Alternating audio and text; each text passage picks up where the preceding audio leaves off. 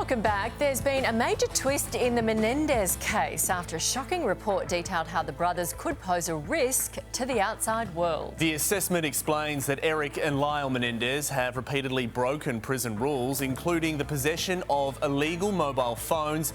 Eric has also been accused of dealing drugs behind bars, but with their next hearing scheduled for tomorrow, could this report throw their chance of freedom out the window? For more, we're joined by lawyer David Arenberg, live from Las Vegas this morning. Tell us how much this report could hurt their case.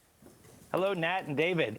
Well, it's up to the judge. The transgressions are not huge. The use of a cell phone, unfortunately, that happens a lot inside prisons. It doesn't mean that they're bad prisoners. The selling of drugs is obviously more troubling, and I would love to know more about that.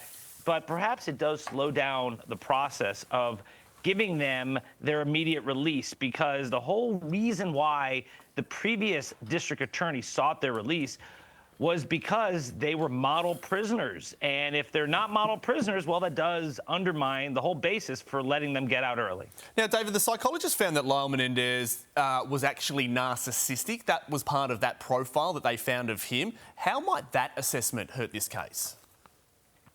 Well, it does show that they're easy liars and that they're willing to say or do anything to get their way. And that's the issue I've had. I mean, why murder their mother with a shotgun when both of the parents were sitting watching TV with their backs turned to them, eating ice cream?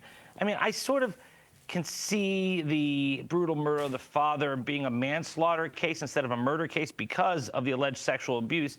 But there's no legitimate allegation that the mother was part of the sexual abuse other than knowing about it and protecting the father. Was she really a threat to them? Did she deserve to be slaughtered in the way that they did, where they had to go outside, reload the shotgun, and murder her while she was crawling away? It was just horrific. In fact, there was so much blood at the scene that the cops thought it was a mob hit. That was the mafia. So I have no sympathy for these two brothers. Oh, yeah. And when you go through details like that, which most people have forgotten over the years. Well, Netflix reminded us. Yeah, exactly. Yeah. It was so many years ago. So the hearing's set for Tuesday, Wednesday. What's your view? Do you think they're going to get out? I think that the process will begin where the judge will send it to the parole board. And perhaps, yes, I do think they're going to get out before the end of their lives. Remember, they're in prison for the rest of their lives. So I do think that there'll be a resentencing. I think there's so much attention paid to this. Judges watch TV too, and I think that you have a very liberal state like California. I think they're going to be released at some point. Now, I don't think it's going to be as easy as people wanted to. I don't think it's going to be immediate, but I think the process will be put into place where they will at some point be released. Yep, and as you say, this case has become so politicised, it's really hard to know which way it's going to go. Thanks for your time this morning, David.